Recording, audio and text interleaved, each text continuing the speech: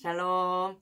사랑하는 고등부 여러분들, 오늘은 마가복음 큐티 헌정대 41일차예요. 향유를 부은 여인이라는 제목으로 마가복음 14장 1절에서 11절까지의 말씀 함께 나눠볼게요. 지난 시간에는 종말을 살아가는 우리에게 늘 깨어있으라고 당부하신 예수님의 말씀을 나눠보았어요.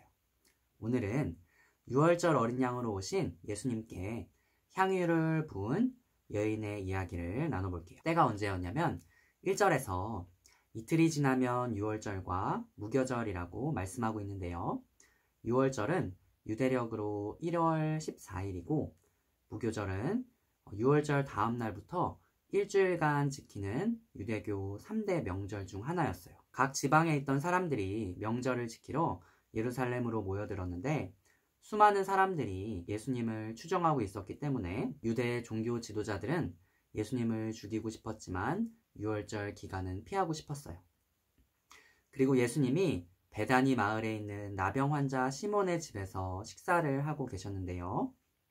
한 여자가 아주 비싼 순수한 나드 향유 한 옥합을 가져오더니 그 옥합을 깨뜨리고 향유를 예수님의 머리에 부었어요.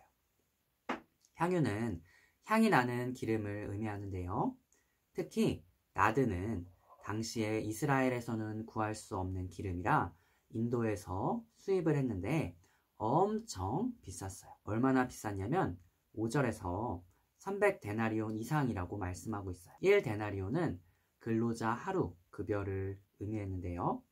300데나리온 이상이라는 것은 1년 연봉 이상에 해당되는 값이었어요. 이런 명절에는 특히나 가난한 사람들을 구제하는 전통이 있었기 때문에 옆에 있던 사람들이 이걸 보더니 왜 이렇게 향유를 낭비하냐고 화를 내면서 300데나리온 이상에 팔아서 그 돈을 가난한 사람들에게 줄 수 있었을 거라고 이야기한 것은 어쩌면 그럴만도 했을 것 같아요. 그런데 예수님은 여인이 아니라 오히려 그들을 책망하셨어요.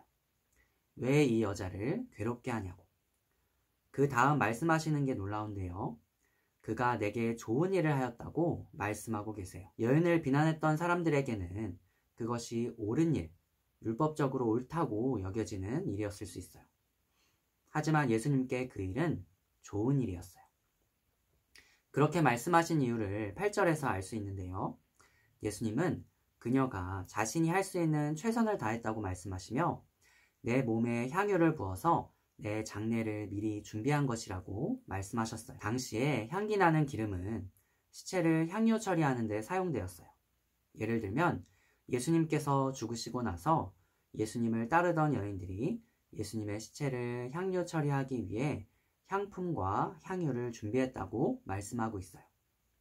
그리고 10절, 11절 말씀에서는 예수님의 제자인 가룟 유다가 예수님을 팔아넘기기 위해 대제사장들과 모의하는 내용이에요. 향유 부은 여인은 자신의 탐욕 때문에 스승마저 팔아버린 유다와는 반대로 정성과 사랑을 담아 예수님께 자신의 것을 내어드리고 있어요. 어쩌면 이 여인은 단순히 예수님께 온 마음을 담아 드리고 싶었을 수 있어요. 그런데 우리의 모든 죄를 대속하시기 위해 십자가에 달리신 예수님은 이 여인의 행동을 통해 우리들에게 예수 그리스도의 십자가를 보게 하시는 줄 믿어요. 내일은 종려주일인데요.